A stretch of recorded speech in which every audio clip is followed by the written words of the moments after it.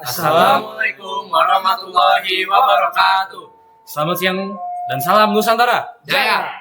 Sebelumnya, kami dari kelompok 5 dengan anggota kelompok, saya sendiri, Ivan Maulana Saleh, absen 8. Saya Muhammad Abdullah Indra, 15. Saya Rizky Arventus Siregar, absen 25. Dan saya Zanmaki Jinambe, absen ke-31.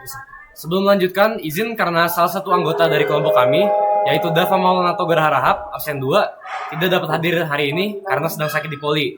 Nah, kami dari kelompok 5 akan menjawab pertanyaan nomor 7, yaitu Yang pertama, bagaimanakah hubungan antara peraturan perundang-undangan dan hasil analisa kami tentang peraturan perundang-undangan? Yang kedua, penjelasan mengapa terjadinya pelanggaran hukum di masyarakat. Nah, berikut adalah hasil analisa kami terkait peraturan perundang-undangan. Sebenarnya peraturan perundang-undangan itu apa sih? Jadi, menurut hasil analisa kami, bahwa peraturan perundang-undangan itu adalah peraturan tertulis yang memuat norma-norma hukum yang mengikat secara umum.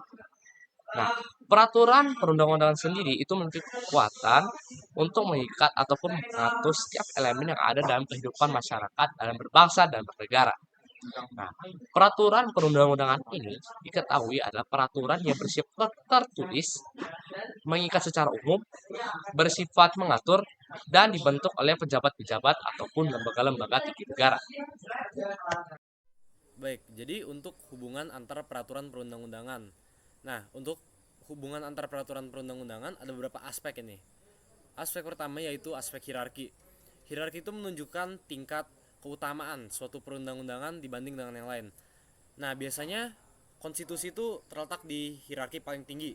Yang kedua itu ada undang-undang, yang ketiga ada peraturan pemerintah, dan seterusnya peraturan daerah dan seterusnya.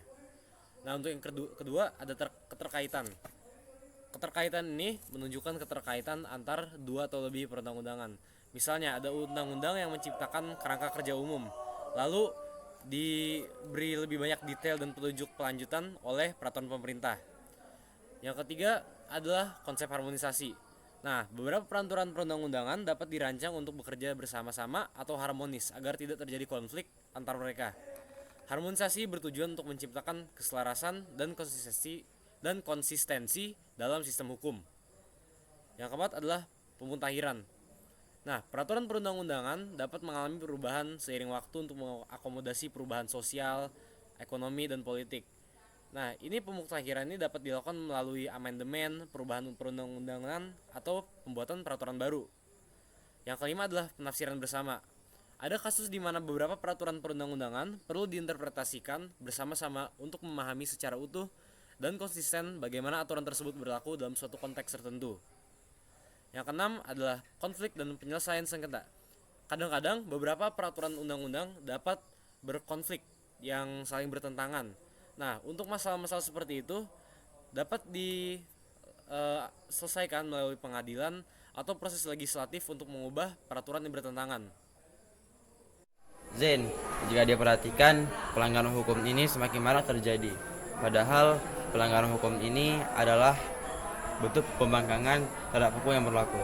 Benar, Dav, beberapa orang atau oknum tertentu mungkin sengaja melanggar hukum karena mereka tidak peduli terhadap hukum yang berlaku.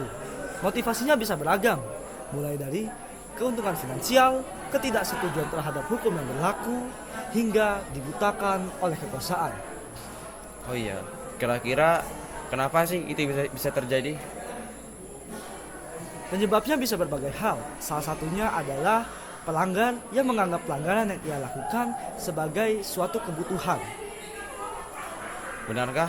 Padahal hukum itu dibuat dengan tujuan untuk mengatur masyarakat, bukan untuk dilanggar. Ya, oleh karena itu kita sebagai generasi penerus bangsa harus menjadi insan yang normatif dan menjauhi pelanggaran. Sekian dari kami, terima kasih.